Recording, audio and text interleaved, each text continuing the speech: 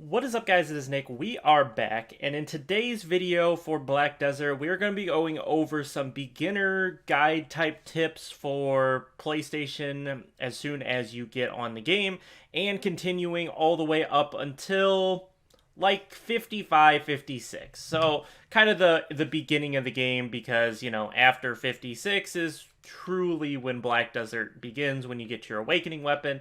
Though we won't have awakening when the game first starts, we will get it, I would assume, decently quickly after the game is launched. Maybe not, maybe like a month or two.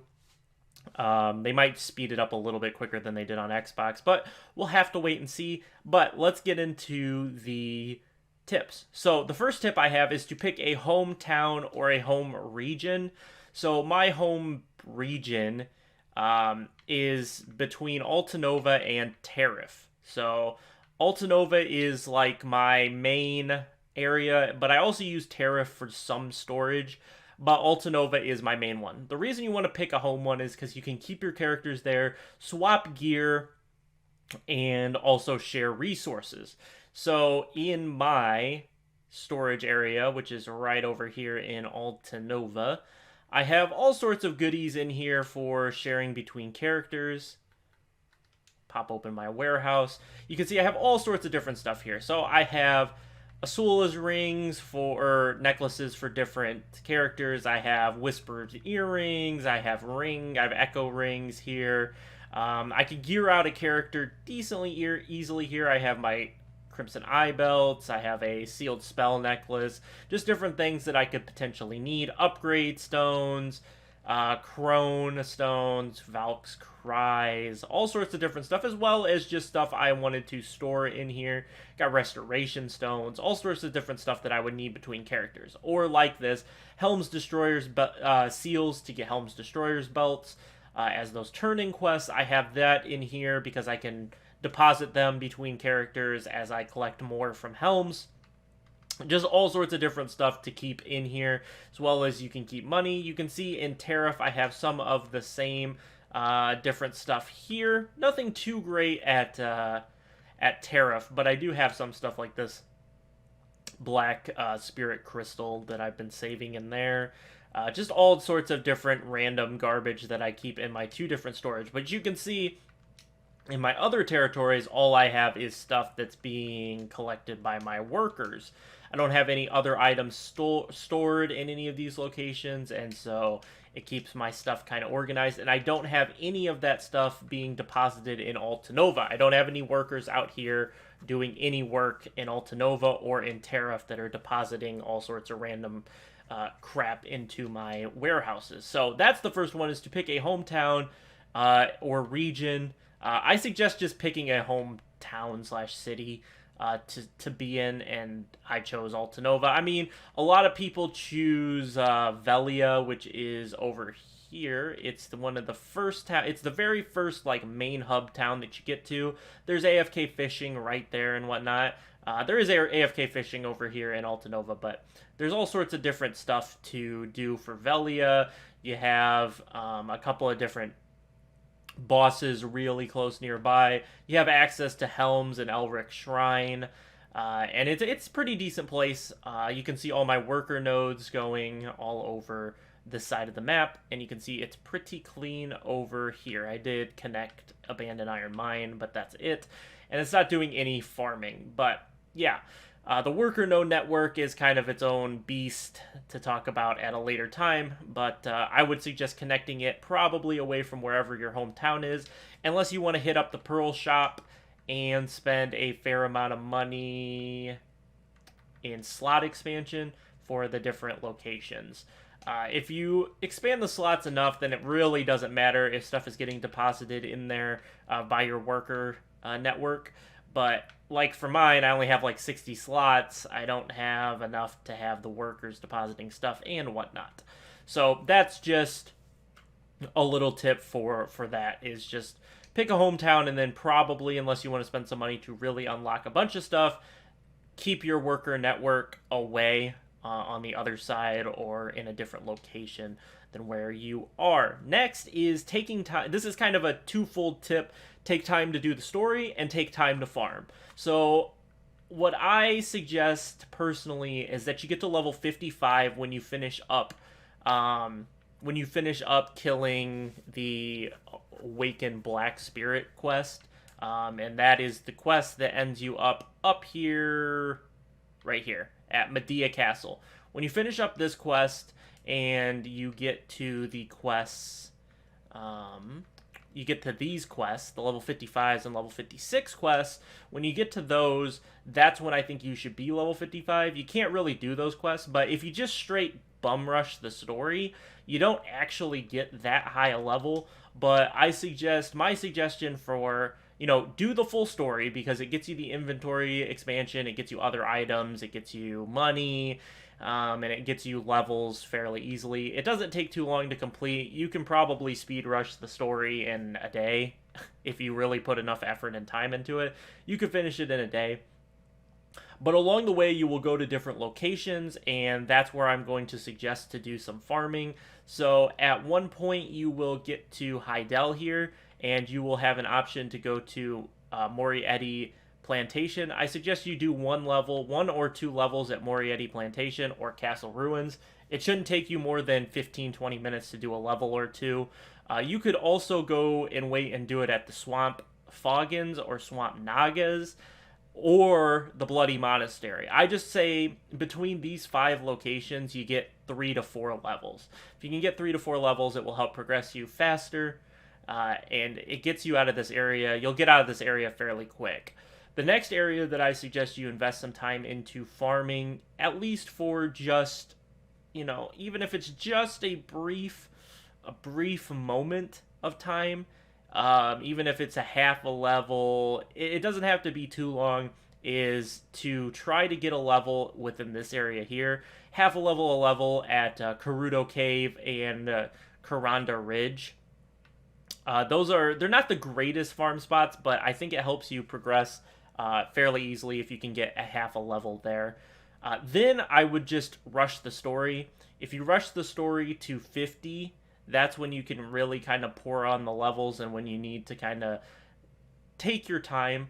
I would suggest trying to get 2 levels or a level and a half at Tree Ant Forest, Mancha Forest, and Cat Fisherman Camp. I do really love Catfish Camp, but Tree Ant Forest and Mancha Forest is a lot better than Tree Ant. So we'll go with Mancha Forest and Cat Fisherman. Somewhere between there, get a level to a level and a half.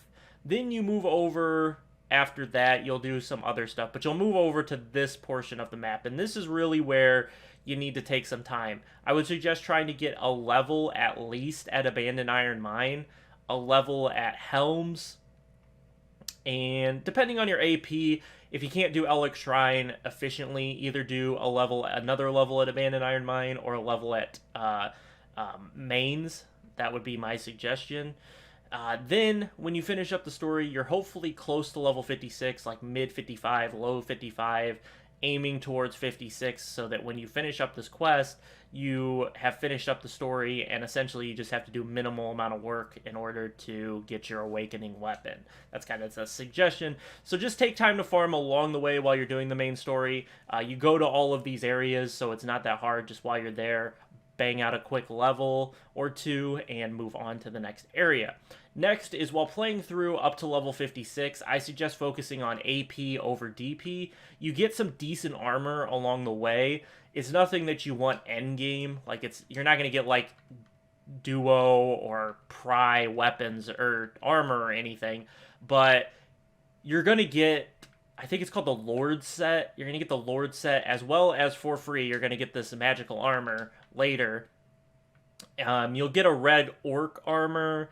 There's a bunch of different decent armors that you're going to get, that the upgrade over them that you'll have to spend is not as significant as the upgrades for weapons. So that's why I say to focus on AP over DP. Because even for the items here, I would suggest focusing on AP over DP for them. Now, the ones that give you both are good, but I would suggest the game just focuses on how many value points it's going to give you, whether it's attack or defense. So for something like this with the, we'll go with the Asila's Crimson Eye Ring. So it's 7-3. And so I'm just going to make a comparison that's not a real comparison, but for the sake of the video. So we're comparing the Ancient Weapon Core to the Azula's Crimson Eye Ring. The game is going to consider the same value because they both are a 10 value.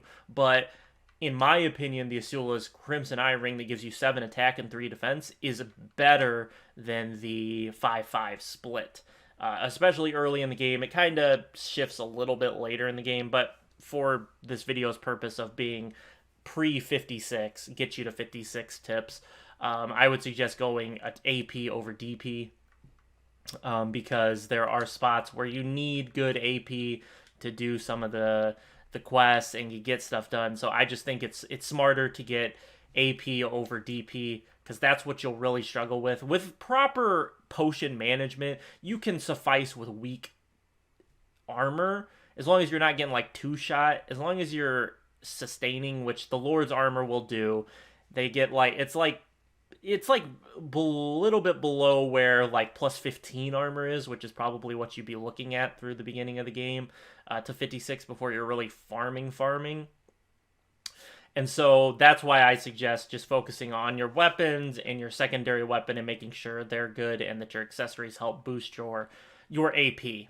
So moving on is pets. So if you're going to buy anything from the Pearl Shop, I would suggest getting pets. Make sure you have 4 pets. Yeah, I have too many pets, but just make sure you get 4 pets.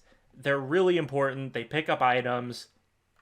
They give you bonuses to certain things, whether it's knowledge increase, life XP increase, whatever it may be. You can see they also have special skills: hostility detection, finds rare monsters, auto fishing reduced, hostility detection. But obviously the most important thing is they loot everything for you. You don't have to manually hold Y and do looting on your own. They'll do all the looting for you, and that is the most important thing. I believe on PC they can have 5 pets. We can only have... Oh, they actually updated it. We can have 5 now. Oh my gosh, perfect. For a while there, I hadn't checked, and I didn't see it in the pack note. For a while there, we could only have 4 pets, and the PC could have 5, but it looks like they have updated it for us, and we can go ahead and have 5 pets. So that's really good. So make sure you have all 5 pets you can have. You can see you can't have 6. It says you can't take any more pets out, but 5 will be a massive help for me, at least, because I am killing stuff really quick where I'm farming, and I kind of just have to sit there and let my guys pick it up. So having a 5th pet is really nice. So if you're going to pick up any of them if you're going to buy anything in the Pearl Shop, I suggest pets first, and then obviously you can get other stuff. You can see all of their different skills if you click on them, and then view details. You can see all the talents and their specials, and what they're going to give you. There's a certain aspect of picking, there's stuff I would suggest that you should pick up but at a certain point for me, it's more about how the pet looks. Like, I really want this desert fox because I think it's cool, and it's also helpful because it reduces the hypothermia and the heat stroke by 36%. So I do like that. But yeah, obviously choose whether or not you care about how they look or how they their actual usefulness. Where's my... Okay, I was gonna say, where the heck did my crow go? Is my crow inside my cat? But no, cat just decided to sit on my shoulder over the crow. But let's move on to the next tip, and that is to farm for the Azula set. So the Azula set is one of the best sets in the game that you can get for free. It's not sellable, but it is fairly easy to farm. And so I'll actually show it in here. So if I go to my Azula's Crimson Eye Ring, you can see right there what exactly you can get from each location. So the necklace is at the Abandoned Iron Mine, the ring and the belt, or the ring and the earrings are at Helm's Post, and the belt is at Elric Shrine. You can also see the set bonuses there at the bottom, the item effects and whatnot. It's probably the best set that you can get, especially up until 56. There's not really anything that can compete against it for the value. I mean, you're paying nothing for it. They sell for a decent amount, as you could see in my warehouse when we were there. You do need weakened rings and necklaces and earrings and belts to, in fact, level them up. But those are fairly easy, and you can get them to pry really easily. It's like a 70% chance of success. I say that as I tried to get a pry belt and it failed. So, I mean, 70% is still 70%. There's still a 30% chance it fails, but 70% chance of success is pretty good. And so I suggest you pick up the Azula set. It's one of the oldest tips in the book for Black Desert is to grab the Azula set, but it still reigns as one of the best tips in the game is to get Azula set. So next is just a kind of a quality of life thing. Probably could have included this in the quality of life video, tips video, but that's to have some sort of inventory management. As you can see here, I have decent inventory management here. So at the top here, I have 4 rows for items that I pick up off of enemies. I probably should move this down. I'm actually going to move this down here just to give me more room. So 2, 4, 6 rows to pick up items such as loot. I mean, such as loot, but I mean like armor and anything like that, weapons, stuff like that. That'll all fill up this area here. Blackstones, memory fragments, forbidden books, relics, stuff like that. That'll all fill up the top part here. Then I have my turn-in items here. I've been farming thousands. And so here are the different turn-ins. They're down here, so I can easily see those. Then we have the items that I use along the way, the item or the scrolls and stuff that I use along the way. Item drop, combat XP, skill XP, blessings, teas, food, all of that different stuff goes in this row. I have it there instead of the bottom row here just because I don't think I need that many rows to farm. And then all the way down here at the bottom is I have the stuff that I don't need all the time, like my carrots for my horse, my feed for my pets, just different stuff down here. My potions are down here because you don't go into your inventory to use them, or at least I don't, so they don't need to be in a visible spot, and so they're down here. Most of this inventory expansion was gotten through the story, like I said. There are packs in here, function, inventory. I believe, I think I bought 116, and that's all I bought. The rest I think I got from the story. Maybe I bought one more, but I didn't have to buy a whole lot of my inventory space. You get a lot of it from the story. One thing I do suggest in the store if you're going to buy is weight limit, because, oh my gosh, weight limit becomes such a huge issue, especially because potions weigh a lot, money has, I mean, just everything has weight, and it really sucks, because I believe your armor is factored in as well, which is horrible, because heavy armor, obviously, adds to it, and not all armor adds like weight limit. Like the ancient weapon core that I have on, that adds weight limit increase, but as you can see, I'm at 87 or 873 of my 1177 right now, and I don't even have any armor that I've picked up and whatnot, and armor can range heavy in weight, and so picking up the inventory and weight expansions can be good stuff to pick up. But yeah, then what my final tip is going to be is figure out your rotation of skills. Spend your time, look at your skills. I have my general rotation, so I'm going to come over here to some flat. Actually, let's go up to the roof. Let's go to the roof, but figure out a rotation of its skills and attacks for tougher enemies. I mean, with easier enemies, obviously you don't need a great rotation. You're going to smack them easily, but for me, with this character, I really like this attack into that. I'll either lead with this or follow with that attack after I do it. And then I'll either Shards of Darkness into popping it, or I'll do that first. It kind of depends on the rotation that I feel like I need. I'll either pop that before the set of these skills that I do, or I'll pop it after into my Awakening, because then I can right trigger into my Awakening weapon. And then it's just plenty of options from here. I can do this attack, which I've come to love a lot more. I can do my Spin to Win, which is my favorite PvE attack. It works in PvP too, but it's my favorite PvE. And then this attack that I can never get to... Oh my gosh, I can never get this attack to cooperate.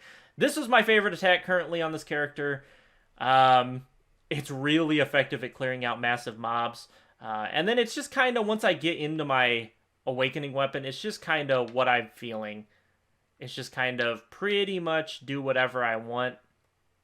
There's not really a set rotation. I know all the skills and I have all the skills memorized, so it's just kind of based on necessity and need of skill. So if I need to clear out a massive mob, I can do the spin to win. If I'm trying to do fast AoE to guys in front of me, I can do my spell. There's just plenty of different options, but I do have a general rotation in my mind, and it's one of the things that is big because, you know, like I've been scolded for in the comments multiple times, RT spamming and RB spamming, you know, is not the way to play.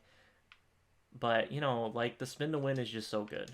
It's so good. But I do have a rotation of skills on this character for tougher enemies, and I have a general conceptual, like, it's kind of hard to explain because I played this character enough now that I have a general, I just kind of do it in fluid motion for whatever the skill calls for. Like, if I don't need to use my attack on the 30-second cooldown, I won't do it in a rotation, but it'll rotate through eventually when I do use it. It's just kind of figuring out, practicing, getting your rotation down, and hopefully you can get it down. I would suggest getting a rotation down before 56, before you get your awakening. Have a general, because I had this rotation down before I even got my awakening weapon. I had my base rotation, the beginning of my rotation, because I always start out like this if I'm going to actually fight, and we do that attack, and then you can blow up this attack, gain some health back. That's why I kind of wait on it usually, is because I don't actually always need that. And then I pop that, and then I used to go into that attack, but I don't really go into it anymore because it's not that good, and popping my Shards of Darkness for damage boosts is actually more important to me than throwing them like that, because I have better AoE attacks with my awakening weapon. But you just gotta find your rotation, and everything will kind of come. One final thing is just to save some skill points. So just save some skill points in general for awakening skills when you get there. It's not hugely necessary that you have a ton of skill points left, but just have some for some skills when you get to 56 and unlock Awakening, or when Awakening comes out, just save some combat skills for that. Don't spend them all on pre-Awakening stuff, but that's going to do it, guys. A little bit of some beginner tips. I'll have a full noobs guide just going over this in more detail and adding some stuff in once the game fully releases. That'll be like a full series that I'm going to do. Will be the noobs guide, and so I hope you guys will check that out. But I hope you guys enjoyed this video. Drop it a fat like if you did. Subscribe if you have not, and I'll catch you guys later. Peace. 'Cause when it's all over, the love that you give